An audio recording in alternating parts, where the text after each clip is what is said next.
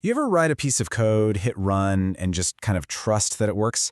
Well, today, we're going to pull that trust apart and really look at the machinery inside. We're taking the simplest C program you can imagine and asking a huge question.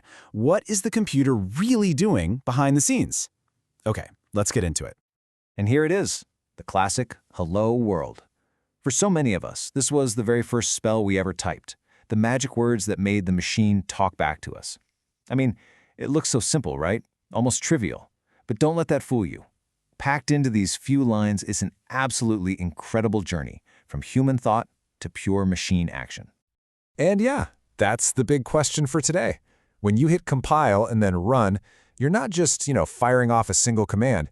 You're actually kicking off this intricate, multi-stage process that translates the text you wrote into a language the processor can actually understand. So let's follow that journey step by step. You can think of our program's journey like a really sophisticated assembly line.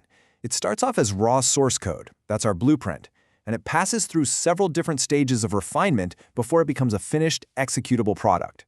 Let's break down that production process. So these are the 5 key stages pretty much every C program has to go through.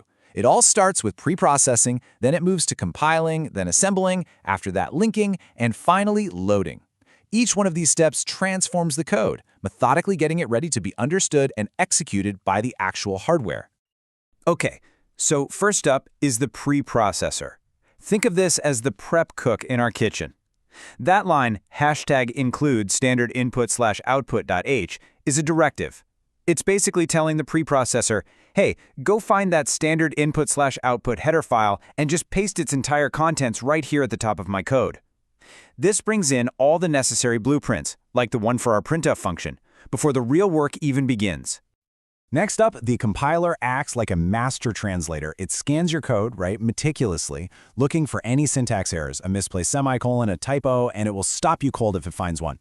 If everything looks good, it translates your C code into a lower-level language called assembly. And then, right after that, the assembler takes that assembly code and converts it into pure binary object code.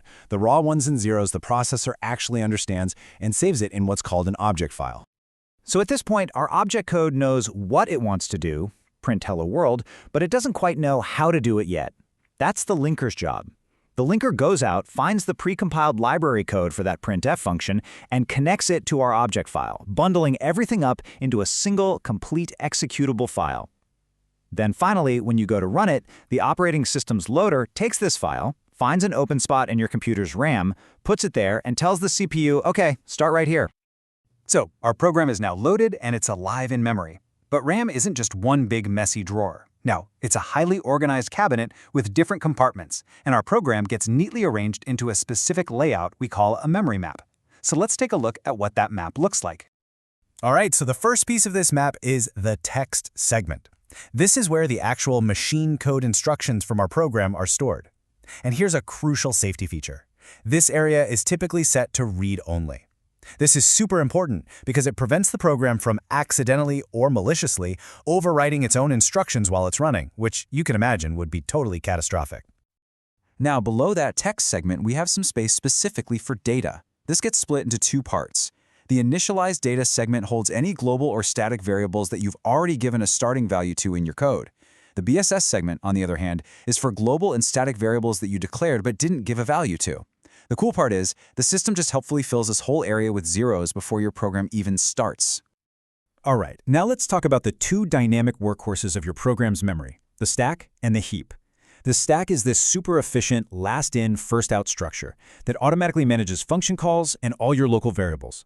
The heap is a big, flexible pool of memory for data that you create on the fly using functions like malloc. You have to manage it manually, which is more work, but it gives you a ton of freedom. They usually sit at opposite ends of the memory space and kind of grow towards each other. And if the stack grows way too much and crashes into the heap, well, that's when you get the dreaded stack overflow error. Okay, so we've got our program loaded into this nice organized memory map. But how do we actually work with that memory? Well, C gives us 2 really fundamental tools for this, variables and pointers. Let's explore how these tools actually let us build things. First up, the good old variable. We often think of it as just a placeholder, but in C, it's actually a lot more physical than that. A variable is simply a friendly name that we give to a specific location in memory. So when you declare something like int num equals 10, you're literally telling the computer, hey, reserve a spot in memory big enough for an integer, let's call it num, and go ahead and put the value 10 inside it. And then we have pointers, probably one of C's most powerful and, let's be honest, sometimes most feared features. A pointer is a special kind of variable.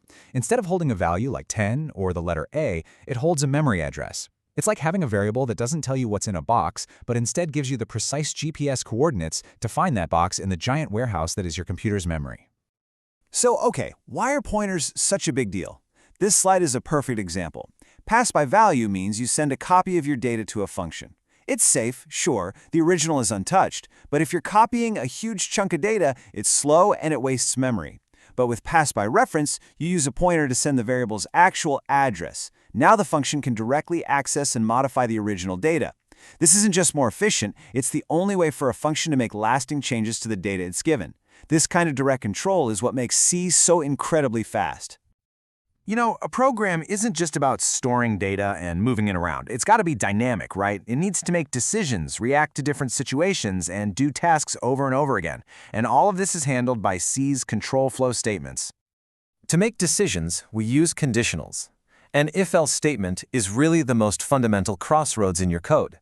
It asks a simple true or false question, and then executes one block of code if the answer is true, and a different one if it's false, guiding the program down different paths. A switch statement is just a more organized way to handle one variable that could have lots of possible values, kind of like a multi-way intersection. And for repeating actions, we have loops.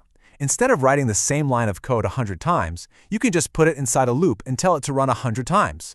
C gives you a few essential types: for, while, and do while, and each one is really tailored for a different kind of repetitive job. The do-while loop, for example, is pretty unique because it guarantees the code inside will run at least once before it ever even checks the condition. So, how do you pick which one to use? Well, here's a great little rule of thumb. Use a for loop when you know exactly how many times you need to repeat something, like counting from 1 to 10. And use a while loop when you need to repeat an action until a certain condition changes, but you don't really know when that's going to be, like waiting for a user to press a specific key. It just keeps checking and then decides whether to run again. Okay, so we've gone on this whole journey, right, from one simple line of code through the compiler into the memory map, and we've looked at the tools we use to control it. But this isn't just some abstract computer science lesson. All of these low-level details are precisely why C is still one of the most important programming languages on the entire planet. And really, the key takeaway is this. C's power comes from how close it is to the hardware. Because it gives you tools like pointers for direct memory control, you get unbelievable speed and efficiency. This is why it's used to build the foundational software that powers our world. Operating systems like Linux and Windows, high-performance game engines, and all those tiny embedded systems in everything from your car to your microwave. C really is the bedrock. And that really brings us to a final thought to leave you with. As programming gets more and more abstract with high-level languages and AI helping us code, does understanding all this low-level machinery still matter? Is the ability to get your hands dirty with raw memory addresses the mark of a truly skilled programmer? Or is it just a relic of a bygone era?